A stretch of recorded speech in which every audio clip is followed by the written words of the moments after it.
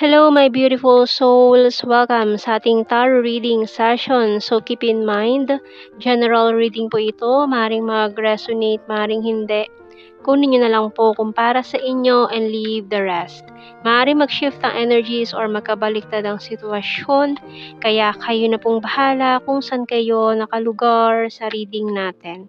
So, let's see. Uy, may mga kinalimutan na, sinarado na ang kabanatang ito or this book mismo ay sinarado na, tinapos na, cut off communication, matagal na kayong hindi nag-uusap kung sino man tong taong to. And we also have here the doll. May mga kaya tinapos mo na kasi parang this person is really a liar. Marami siya mga kasinungalingan na pinormulate, binuo. Hindi siya nagpakatotoo sa'yo with the style, parang napaka-plastic ng energy. Parang feeling mo is hindi siya nagpakatotoo, feeling mo hindi ka niya talaga minahal or hindi siya nagpakatotoo sa nararamdaman niya sa'yo. Parang feeling mo ginamit ka lang niya, ganun. Kaya totally isinarado mo na yung kabanatang ito or ugnayan nyo nitong taong to. So, meron pa tayong mask. Ayan, nagsama pa sila, doll and mask. So, talaga marami siyang secret na tinago sa'yo. Marami siyang mga hindi sinabi sa'yo kung ano yung totoo. Maaari nagsinungaling siya, mga sinabi niya sa'yo. In the past, pati kung paano kanya nakilala, parang hindi rin totoo. Parang nag-formulate lang siya or gumawa lang siya ng mga scenarios siguro sa sarili niya, sa foundation niya, or background niya. Nagsinungaling siya sa'yo.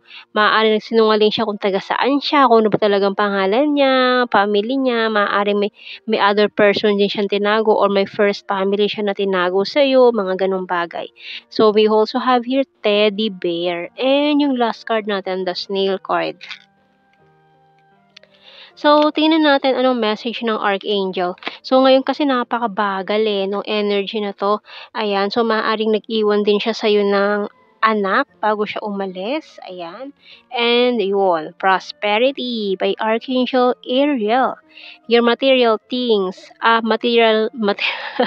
material needs are provided as you follow your intuition and manifest your dreams into reality. Okay, so kahit na gano'n, ayan, may mga compensations, prosperity, marami mga perang papasok sa'yo, magandang pasok ng negosyo, trabaho, kung naman itong mga pinagkakaabalahan mo in your finances. Pero kahit gano'n, ay talaga naman, nakakalungkot isipin na ganito nangyari sa inyo nitong taong to. Pero ayan, nagpapaka-busy ka na lang sa trabaho, lalo na kung may anak kayo na umaasa sa'yo, ganyan. So, talaga nagpapakatatag ka na lang sa mga dagok ng buhay na ito at umaasa ka na lang na malalampasan mo rin itong mga problemang ito. No, basta tuloy-tuloy lang at huwag kang susuko. Kasi yung mga ganyang problema, makakapag-patatag yan sa'yo. Makakakuha ka ng mga lessons in life dyan na maaaring in the future, alam mo na yung gagawin mo na hindi ka na mauulit pa na madapa kung saan ka nadapa. Kasi alam mo na yung kumbaga napagdaanan mo na alam mo na yung gagawin mo sa susunod So, magiging mas wais ka na ngayon at hindi ka na sisiguraduhin na hindi ka na madadapa ulit sa kung saan ka nadapa noon, 'di ba? Kasi kumbaga natuto ka na, yun ang pinakamaganda doon sa mga ganitong sitwasyon or pangyayari, yung natuto ka ng lesson in life. Oops. Ayan, so nahulog ang ating 9 of Swords dito. Ayan, so maaari itong taong to ay nakaka-experience naman ngayon ng guiltiness. Ayan, nagigilty siya sa mga nangyari. We have also here Justice Libra and the Sun Leo. Wow. Pero kahit ganun, ayan, magiging masaya ka naman na. Maaaring itong mga nangyari nito in the past ay justice will be served. So, talagang itong mga nangyayaring ito ay may mga dahilan, no? Kaya wag nating iisipin na pinapahirapan ka. Ayan, we have here, ayan, 10 of Wands. Ang bigat talaga ng mga pangyayaring ito. Itong a lot of burdens na ito na pinipilit mong buhatin. Pero kinakaya mo. Ayan, we have here the Empress. So, talagang marami sa inyo nagkaroon ng anak dito sa past person na to. Ang lakas ng energy ng Libra natin. Meron tayong Libra, Leo, and Aries dito.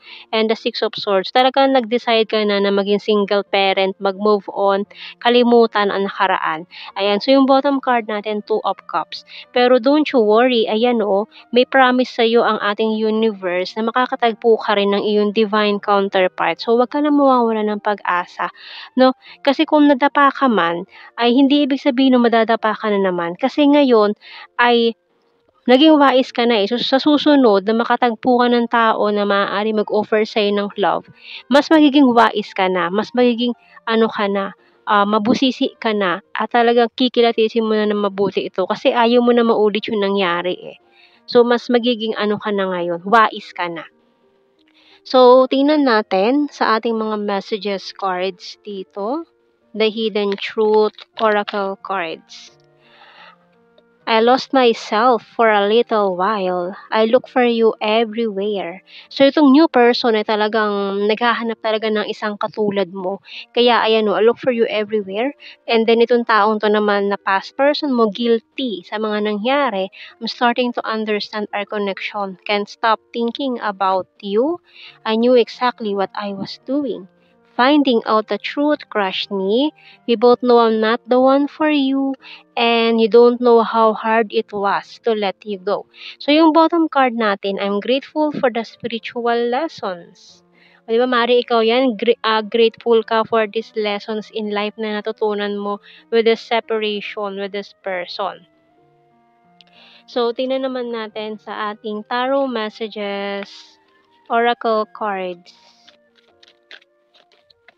You're so hot. Ayan, stubborn but practical. You're my wish come true. So, ito yung coming in person na ikaw talaga yung wish come true niya. Need to achieve my goals. You're so sweet and caring. Na isa sa mga magiging characteristics mo na magugustuhan niya. Pero for some of you, ayan, talagang need to achieve my goals. So, focus muna sa goals.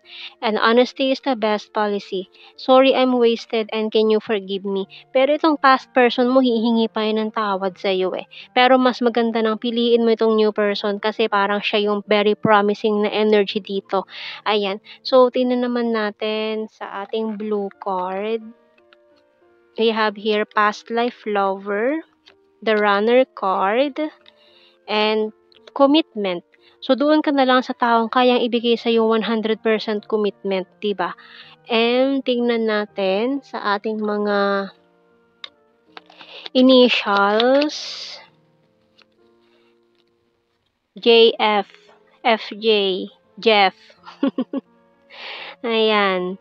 And G. Parang Joffrey, ganon. K.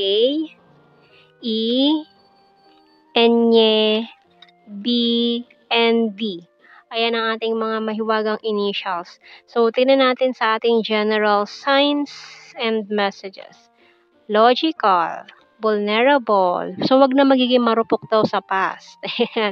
Province, weird, mountain card, Virgo. So, nag-focus na lang talaga sa mga goals in life. So, we have here high expectations, ex-lover, Earth sign, Taurus, Virgo, Capricorn, another Leo sign, Visayas, 9, 2, Aquarius, Wands, fire sign, Aries, Leo, Sagittarius, Mindanao, air sign, Gemini, Libra, Aquarius, another Gemini, Taurus, and the last card very soon. Ayan. So, yan ang ating reading, my beautiful souls. Thank you for watching. Take care and God bless.